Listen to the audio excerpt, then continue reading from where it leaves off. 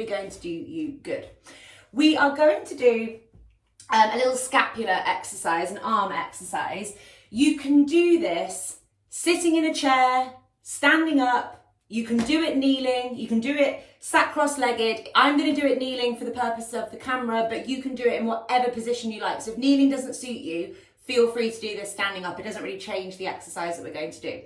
And we're going to have our fingers spread super, super wide. So we're thinking about our active starfish, and we're going to be facing a wall. And you're going to bring your active starfish so that they are out in front of you.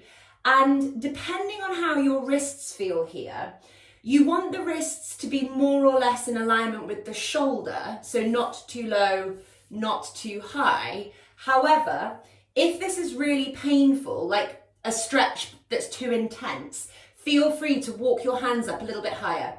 So the higher your hands are, the less extension you have through the wrists. So it's a little bit less demanding, but ultimately the goal would be that you're walking that hand further down so it's directly out of the shoulder, and that's putting the wrist in extension, which is the opposite of what's going on when we're typing away at our keyboards or bashing around on our phones. So fingers stretch really wide, try and get as much space in between each and every one of your fingers as you can, and really imagine that they are starfish holding onto a rock in a stormy sea. So the starfish isn't going anywhere. It's not allowing its little legs to kind of come up off the rock. It's really stuck firm into the rock. And feel that stretch in all of the muscles of your hands. If you want to have shoulders that don't feel tight, you need to have hands that can move well as well. We're going to keep our elbows straight.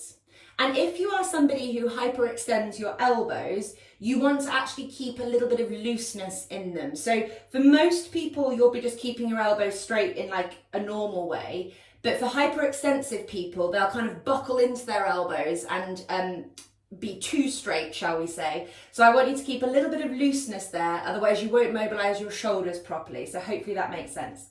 And what we're going to do is we're going to keep our elbows straight and draw our chest towards the wall.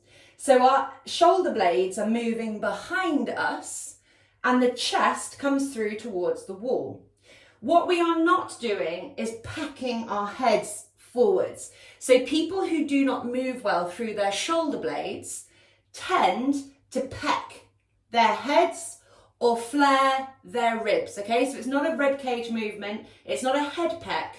We are pulling the shoulder blades behind us, drawing the chest through the upper arms, and we are moving through scapular protraction, which is when you're kind of pushing into the wall and the scapula is sort of pushing out. And then as we draw in, we're moving into scapular retraction. So trying to keep the elbows straight, the hands active in the wall.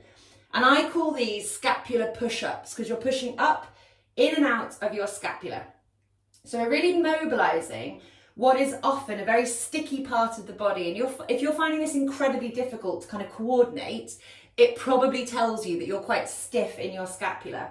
So if you're finding it really difficult to like not bend your elbows or not peck your head forward, it's likely that your scapula don't move very well. So focus on the scapula moving, not the rib cage. Obviously your rib cage is moving, but you're just not flaring the ribs to pretend that you're moving into your scapula. The scapula are the thing, moving backwards and forwards.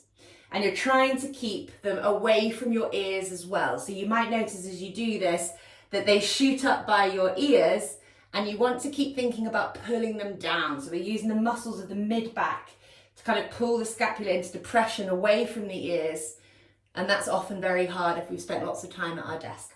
We'll do 5 more of these and then we're going to move on to a variation of this. So 1, 2, 3, 4, and 5.